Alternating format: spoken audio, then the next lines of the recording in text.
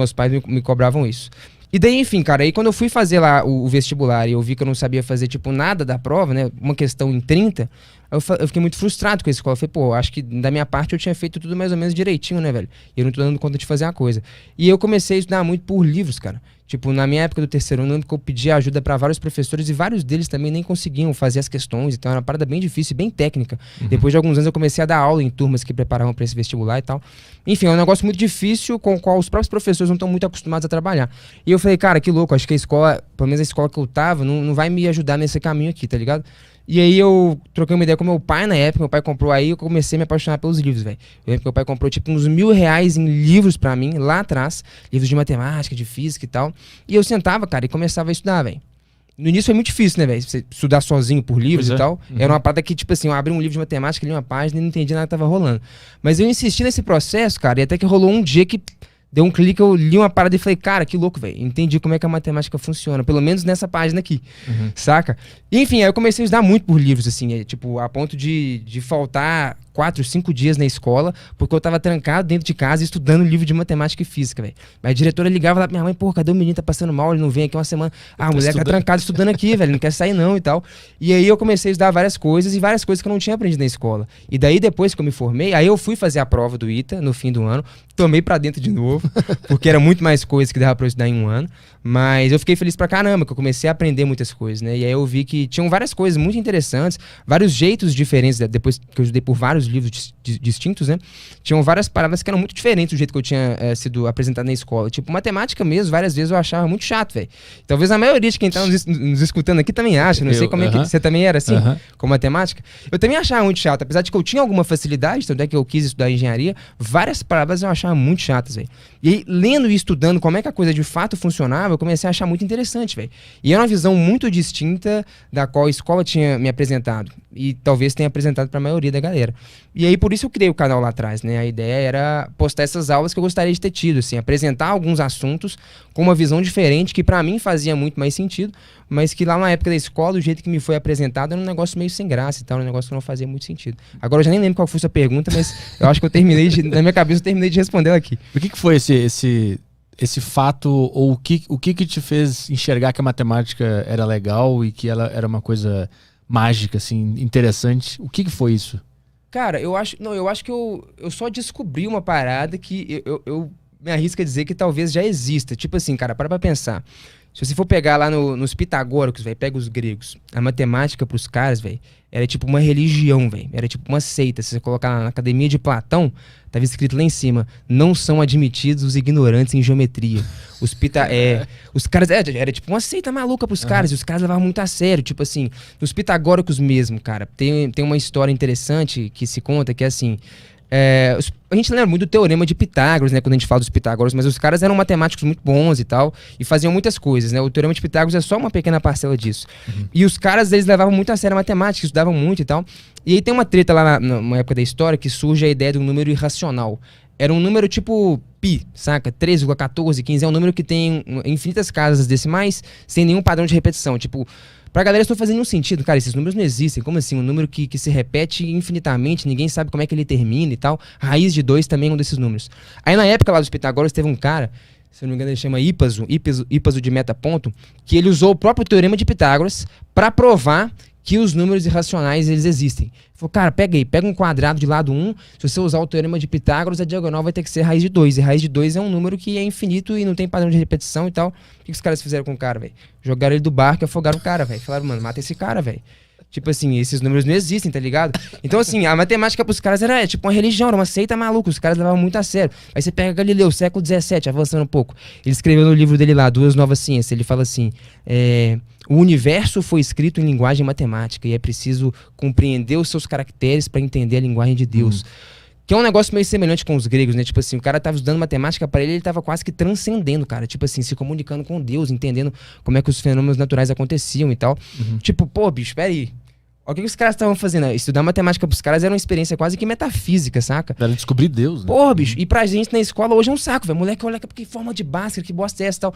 Então, peraí, cara. Eu acho que se for pegar na história, e pra alguns caras como esses, que estavam tendo uma experiência quase que transcendental, quase que espiritual vendo a parada, e hoje é pra um negócio ser um saco pra maioria dos alunos na sala de aula, Eu acho que alguma coisa se perdeu no meio do caminho, cara. Só pode ser, porque como é que pra um cara ele tá transcendendo, falando com Deus, e pra gente hoje a parada é um saco. Então, acho que tem uma coisa que se perdeu no meio do caminho. Pra mim, é essencialmente a forma de se estudar a coisa. Tipo, eu percebi isso muito. Quando eu estudei várias vezes por livros e por muitos livros diferentes, eu aprendi de um jeito que não era exatamente o que a escola tinha me ensinado. Mas aí, só pra te dar uma ideia do que eu tô falando, pra não ficar muito abstrato, eu acho que a escola ela foca num jeito muito mecânico de fazer a coisa. Tipo assim, quando o aluno chega e fala assim, cara, pra que serve a fórmula de Bhaskara? Pô, eu acho uma pergunta válida mesmo, cara. Talvez não sirva pra nada. Tipo, o moleque tem que chegar, decorar uma prova, replicar ela várias vezes, com vários números diferentes e tal. Eu não acho que isso faz sentido.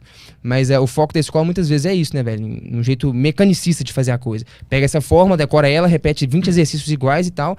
E eu não acho que isso acrescenta ninguém em nada. Agora, assim, tá, o que é a forma de... Quem foi esse cara? Por que ele fez isso? Como que ele fez isso? O que ele enxergou? Pô, essa é a parte matemática. Tipo, pra mim, qualquer coisa que uma calculadora faça não tem nada a ver com a matemática. A matemática é o que tá por trás, velho. É o que você desenvolve pra criar o que a calculadora vai fazer, sacou? Então tem a ver com o processo, com a criação, com a imaginação, com como que você constrói as ideias. Aí quando você começa a estudar matemática e física mais a fundo, você vê que os caras, velho, são extremamente criativos, velho. A criatividade e a imaginação é uma das coisas mais importantes do processo. O processo computacional, velho, não tem nada a ver com a matemática. A matemática, pra mim, não tem nada a ver com a computação, com os cálculos, né? Tem a ver com os insights, com a criatividade e tal. Essa é a parte importante de ser alimentado, saca? Porque, assim, pro cara chegar naquela forma, por exemplo, de Bhaskara, ele teve que primeiro criar uma teoria da cabeça dele e depois pôr em prática.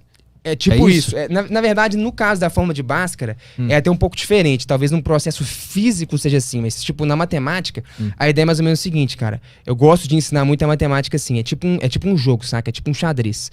Você pega um cara que fez uma jogada altamente complexa no xadrez. E aqui eu posso estar conversando fiado, porque eu manjo muito pouco de xadrez, mas eu acho que a analogia é boa. Cara, qual que é a onda do xadrez? Cara, tá aqui o tabuleiro, tá aqui as peças, as regras são essas, e deixa o pau quebrar, sacou? Então, ou seja, as jogadas complexas, o cara que joga bem aquilo, o que ele sabe? Ele entendeu bem as regras, tá? O cavalo se move em L, essa peça se move assim, o tabuleiro é assim.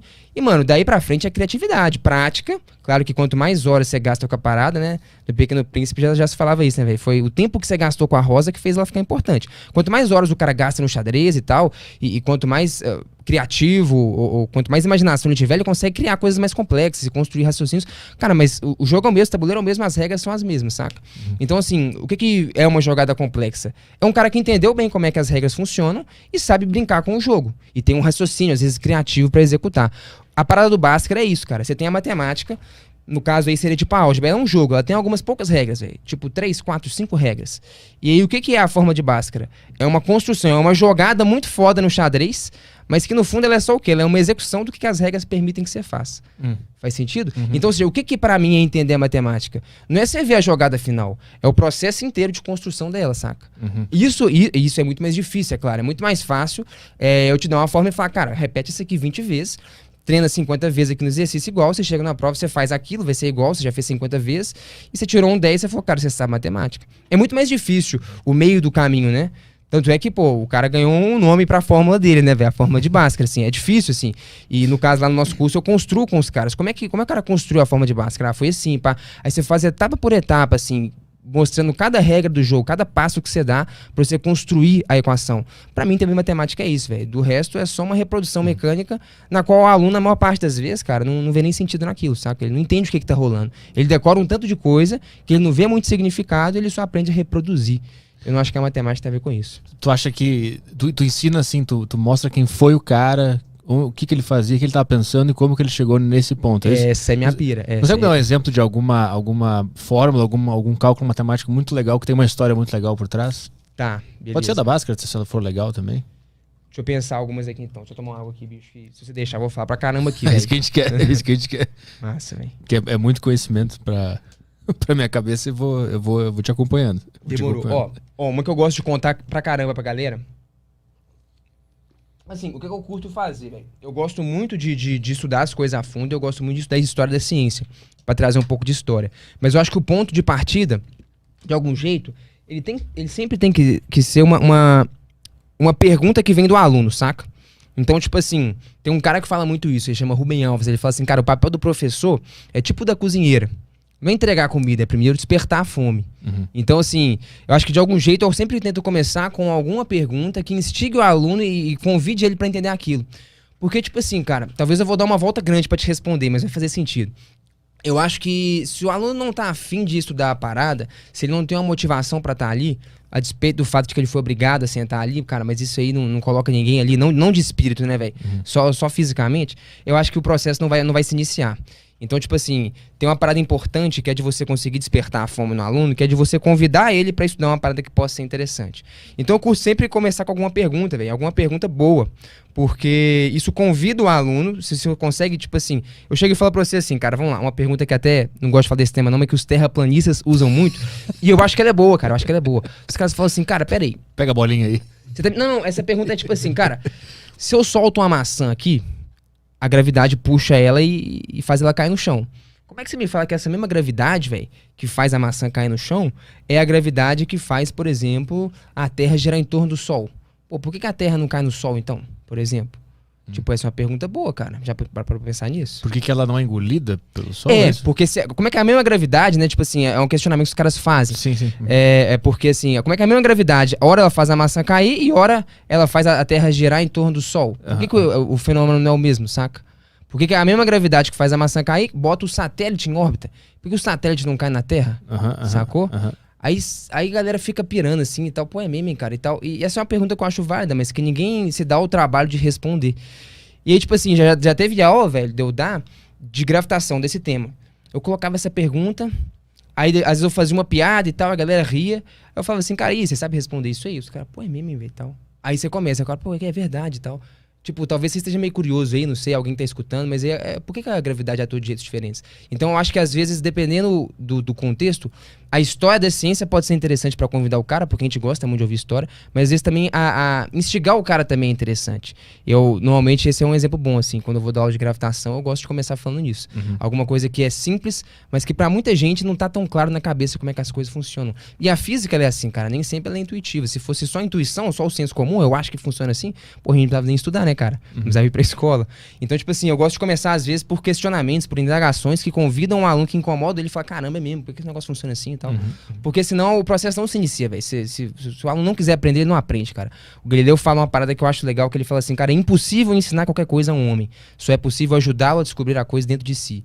Então, assim, cara, eu não acho que nenhum professor tenha a capacidade de ensinar nada a ninguém, velho. A gente pode, no máximo, ajudar o cara a descobrir uma coisa ali dentro. Então, às vezes, você tem algum interesse ali e tal, e o professor tem que ter a manha de arrancar isso de dentro do aluno, velho. Uma vontade mínima de querer entender aquilo. Então, tipo, cara, pros gregos a parada era foda na religião. Bicho, senta aqui que tem um negócio legal pra gente ver aqui, velho. Isso aqui pode ser interessante e tal. Então, acho que no máximo que você pode fazer, velho, é arrancar a parada de dentro do aluno e convidar ele pra caminhar nessa jornada aí. Senão ele não aprende nada. Então, pra mim, essa parte é muito importante.